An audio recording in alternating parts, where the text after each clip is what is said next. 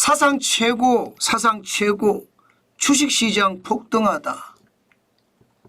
미국 주식시장에 대한 이야기입니다. 난리도 아니에요. 사상 최고가 또 경신이 되고 있으니까 도대체 이 정도로 경기가 좋나 그런 말을 되묻지 않을 수가 없습니다. 그 정도로 말입니다. 주가가 하루를 멀다 하고 사상 최고치를 달성을 하고 있습니다. 와, 저는 이것을 보면서요 일종의 공포감을 느낍니다. 올라가는 게 먹고 살기가 좋은데 올라간다. 그러면 오히려 기쁠지도 모르겠죠. 지금 먹고 살기가 사실 쉽지 않거든요. 대한민국만 그런 게 아니에요. 미국도 마찬가지라는 뜻이거든요. 물가가 너무 많이 올라서 먹고 살기가 진짜 만만치 않습니다. 그런데도 사상 최고치를 경신한다. 이것은요 뭔가 다른 뜻이 있거든요. 먹고 살기가 힘든데 사상 최고치를 경신한다는 것은 결국은 정부가 돈을 자꾸 푼다는 뜻이에요. 정부 돈으로 경제를 부양한다 이렇게밖에 생각이 안 들거든요. 저는 그런 생각을 해보면 결국 정부 돈으로 부양을 한 것은 무너지지 않겠느냐. 거품이 붕괴되지 않겠느냐. 저는 그런 생각도 합니다. 그래서 공포감이 든다. 그 말씀을 여러분에게 드렸던 겁니다. 지금 미국 주식시장을 보고 있으면 와 장난이 아니에요. 이번에는 사상 최고로 이끌었던 게 쉽게 말하면 실업률입니다. 실업률. 미국의 주간 신규 실업수당 청구 건수가 21만 9천만 명이었습니다. 21만 9천 명이었습니다. 이게 4주간 이동평균 실업보험 청구권자 22만 7,500명보다 낮았습니다. 실업자가 적다는 이야기죠. 무려 3,500명이나 적다는 거예요. 전주보다도. 게다가 여러분 2024년 9월 7일에는요 23만 1,000명이었는데 9월 14일에는 21만 9천 명. 경기가 잘 돌아간다. 경기가 잘 돌아간다. 예. 지금 미국 경제는 걱정할 단계가 아니다. 실업수당 청구하는 사람들이 이렇게 적은데 경제는 당연히 잘 돌아가는 것 아니냐. 지금 시장은 그렇게 이야기하고 있는 겁니다. 이런 지표가 나오니까 시카고 옵션 거래소의 변동성 지수도 여러분 보시는 것처럼 16.99까지 떨어졌습니다. 시카고 옵션 거래소의 변동성 지수는 빅스라고 해서 공포지수를 말하거든요. 공포지수는 높으면 높을수록 시장의 위협이 더 크다는 뜻이에요. 예, 글로벌 금융위기 때도 굉장히 높았죠. 80.06. 예, 그리고 코로나 팬데믹 때도 82.69.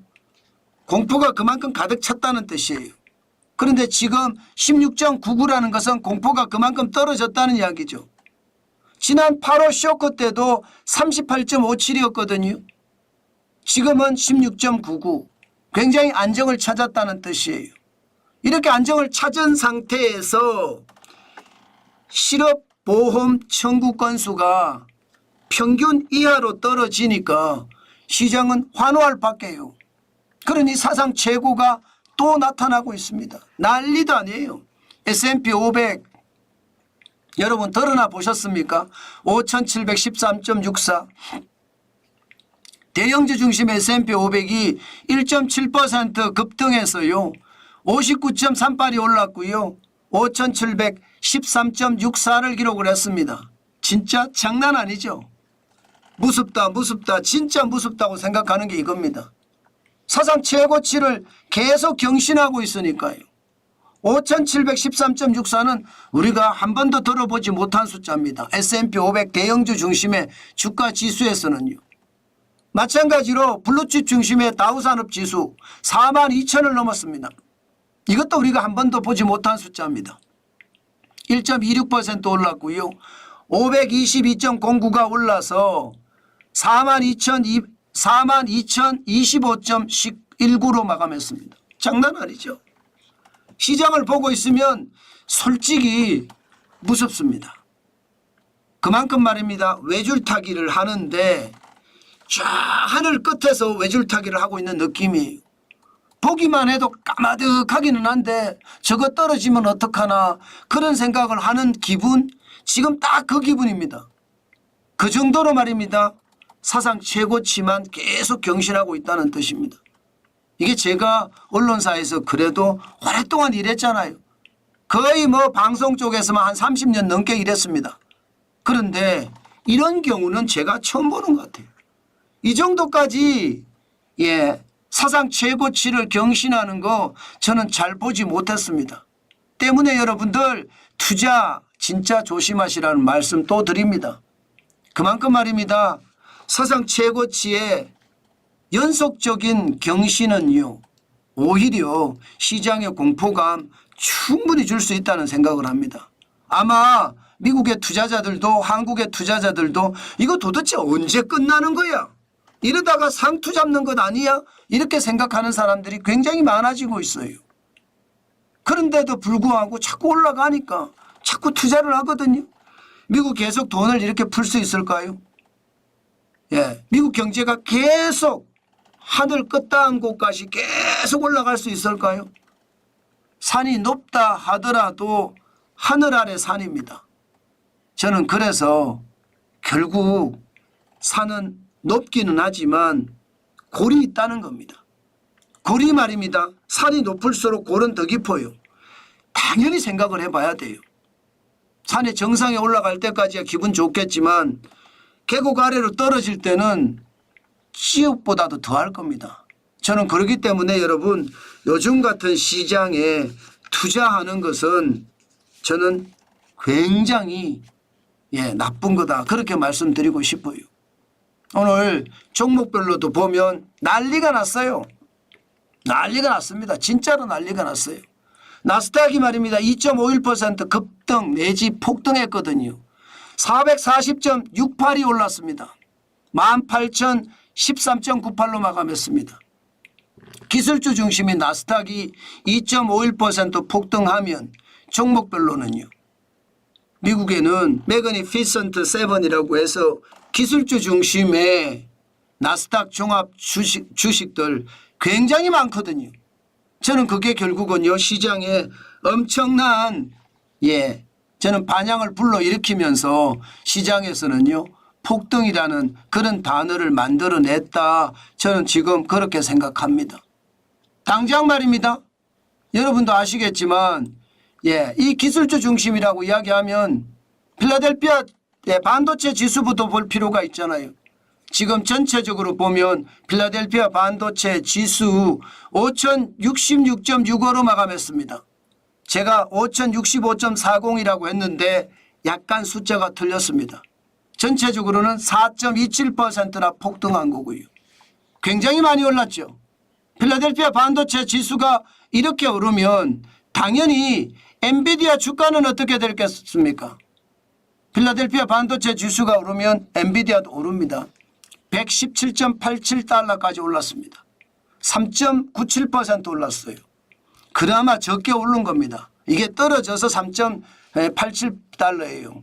그렇지만 여러분 쌍바닥을 경험을 하면서 올라가고 있는 것, 더 올라갈 수도 있다는 그런 이야기가 나오고 있는 것도 사실이죠.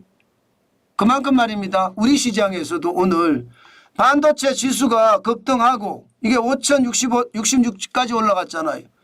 반도체 필라델피아 반도체 지수가 급등을 하고 엔비디아가 올라갔으니까 우리 시장은 어떻게 될까요?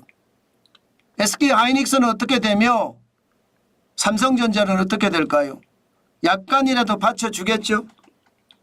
뭐 필라델피아 반도체 지수나 엔비디아처럼 그렇게 강력한 기운이 있는 것은 아니겠지만 받쳐줄 가능성 저는 있다고 봅니다. 물론 일본의 금리를 어떻게 하느냐 이게 또 문제긴 해요. 일본의 금리를 만약에 지금 올린다든가 뭐 급작스럽게 올릴 것 같지는 않지만 올릴 가능성은 있거든요. 오늘 일본은행 금융정책결정회의가 열리고 오늘 금리가 발표가 될 거거든요.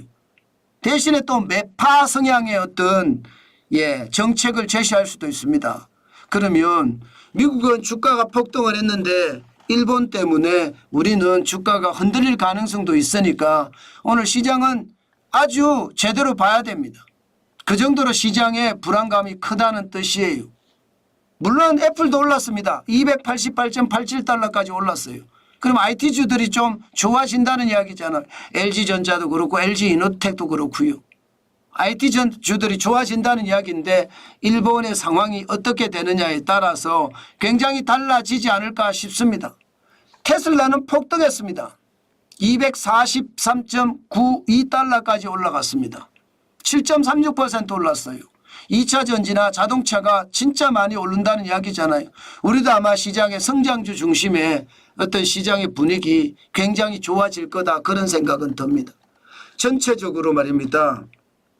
일단 미국이 기준금리를 0.5%포인트 B컷을 단행을 한 상태에서 실업보험 청구권자가 확 줄었다는 것은 그만큼 경기가 건실하다. 그러면 0.5%포인트 금리를 내린 게 부양으로 작동이 될 거다. 그러니 주가들은 좋아질 수밖에 없다. 이게 지금 미국 시장에서 하는 이야기입니다. 그렇지만 일본이 오늘 또 금리를 내릴지 올릴지 또 금융정책을 매파 정책을 쓸지 이것도 관심사거든요.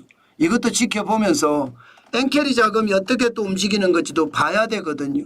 이렇게 종합적인 판단을 해서 오늘 투자에 임하는 것 반드시 필요하지 않을까 싶어요. 너무 무리하게 저는 시장을 보고 들어가는 것은 진짜 아니라고 생각하거든요. 항상 호시우보 호랑이 눈으로 경계감을 가져야 되는 것 당연하고요. 소의 발걸음으로 우직하게 걸어가야 되는 것 또 당연합니다. 아마 시작과 동시에는 오늘 시장이 변동성이 굉장히 클 거예요. 그렇지만 일본의 금리가 발표되는 순간 금융정책이 발표되는 순간 어떻게 되는지 오늘 지켜보는 것 반드시 필요하겠다. 그 말씀 강조해서 드립니다.